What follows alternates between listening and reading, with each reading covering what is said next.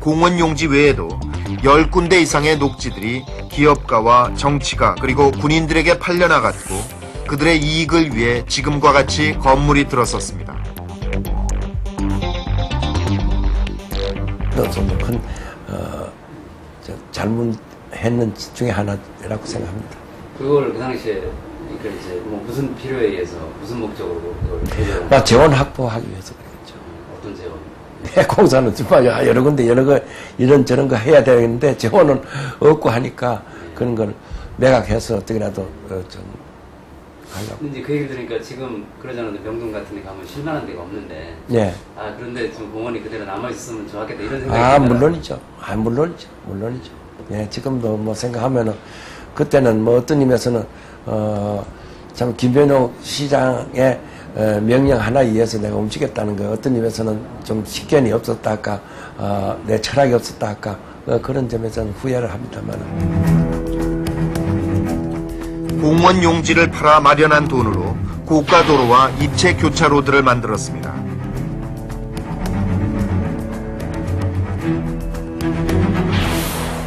그러나 그때 만들어진 입체 교차로들은 90년대를 지나면서 대부분 철거됐습니다.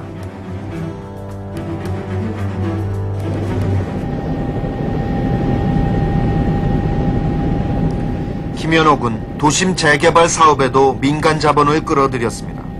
그 대표적인 사례가 세운상가입니다. 그런데 세운상가는 심각한 문제를 안고 있습니다. 남산과 종묘를 연결하는 동서 녹지축을 끊어놓은 것입니다.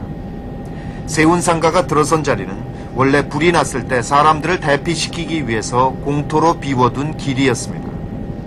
그런데 이곳에 들어선 판자촌을 철거하면서 대형 주상 복합 건물을 지은 것이죠. 당시에는 서울이 이제 급격하게 성장하는 그런 단계였습니다.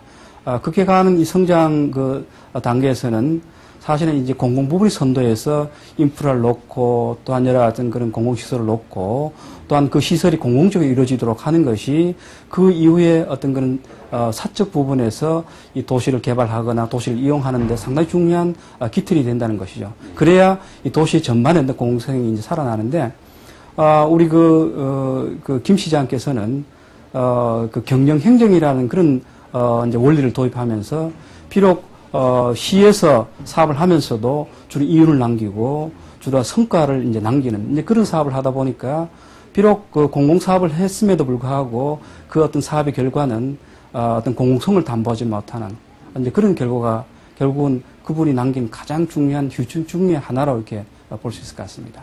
네.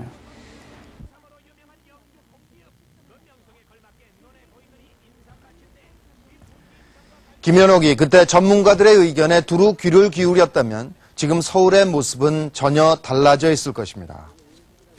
60년대까지만 해도 명동, 또 남대문, 무교동을 포함해서 서울 한복판에도 공원 용지들이 많이 남아 있었습니다. 그런데 김현옥 시장 시절에 민간에 모두 팔아버렸던 것이죠.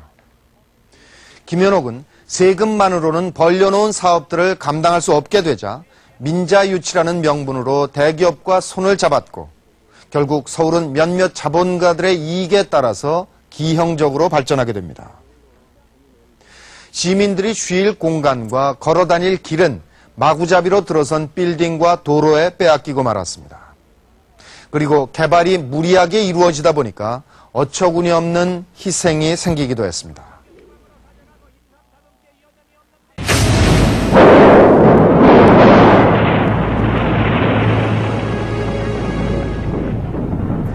서울 신촌에 있는 와우 아파트 한 동이 완공된 지 불과 4달 만에 통째로 무너져 내렸습니다. 아파트가 무너지면서 아래에 있던 판잣집까지 덮쳐서 33명이 죽고 40명이 크게 다쳤습니다. 이틀에 걸쳐 생존자 구조 작업이 벌어졌습니다.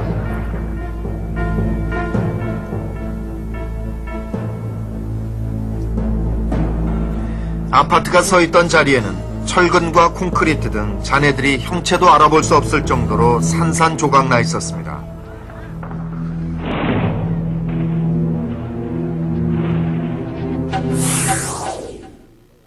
와우 아파트의 가장 큰 사고 원인은 지형을 무시한 허술한 집안 공사였습니다. 경사가 무려 70도나 되는 산빛달의 모래바닥에 건물을 세워놓고는 기둥 몇 개로 이를 지탱해 놓았습니다. 총체적인 부패와 안일한 건설 행정은 사고의 또 다른 원인이었습니다. 6단계에 걸쳐 하도급을 주는 과정에서 자재가 흘러나갔고 건설비는 비리를 입마금하기 위한 뇌물로 빠져나갔습니다. 온갖 비리들이 맞물리면서 와우 아파트는 그때 시세의 절반에도 못 미치는 평당 10,000원으로 지은 것입니다.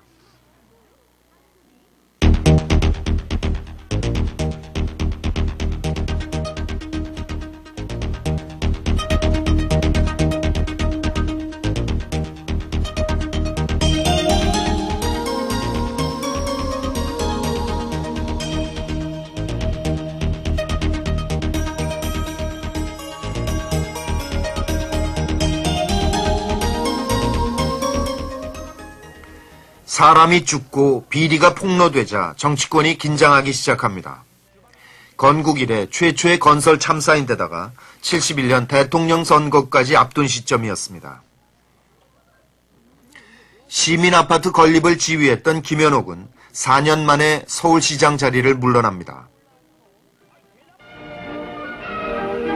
지난날 문란한 시정의 틈을 타서 도심지에 난립했던 무허가 건축물은 당국의 철거령과 애초 김현옥이 시민아파트를 계획한 것은 갈수록 심각해지는 무허가 판자촌 때문이었습니다. 도심지의 판자촌을 철거할 때마다 철거민들은 산 위로 옮겨갔습니다. 이러한 판자집은 한 곳에 밀집해 있기 때문에 보다 못한 정부가 시 외곽에 주택을 마련해 줬지만 철거민들은 서울 시내에 있어야 먹고 살 수 있었습니다. 결국 철거민들은 서울에 있는 산으로 밀려 올라갔습니다. 그렇게 서울 시내 산들을 가득 메운 판자촌은 누구에게도 내보이고 싶지 않은 그 시대 서울의 얼굴이었습니다.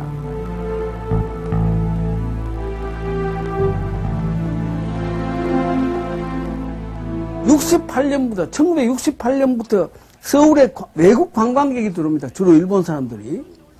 서울에 들어온 단체 관광객 1호가 옛날 경성제대, 일제시대 경성제대의 교수 및 학생이었던 사람들이 관광객으로 들어옵니다. 그때 아마 80명이었다고 나는 기억을 하는데, 그분들이 제일 먼저 가보고 싶어 한 것이 경복궁도 창덕궁도 아무데도 아니고 무허가 건물 집단 지역을 가보고 싶다는 것이 그분들의 희망이었습니다. 김현옥은 산빛달의 판자촌을 밀어내고 그 자리에 시민 아파트를 짓기 시작합니다. 모두 약 2,000동의 아파트를 짓기로 하고 사업 첫 해에 400동을 완공한다는 것이 김현옥의 목표였습니다. 그런데 적은 비용으로 목표를 달성하기 위해서 그는 한 가지 기발한 생각을 해냅니다. 아파트가 완성되면은 서울 시내 모두 83만 7천. 그 시민 아파트는 아까에 대한 집념이 무허가 건물을 정리를 해서 서울시가 조금 면모가 다른 어떤 도시로 만들겠다 하는 집념이 있었기 때문에 각 구청에 하여금 무허가 건물 지역을 헐어라. 어디 이주시키려 하니까 생계 유지가 안 되고 하니까 그 자리에다가 시민 아파트를 지어서 입주시키고 하자. 하려면 돈이 도저히 막대한 돈이 드니까 그러면은 간단하게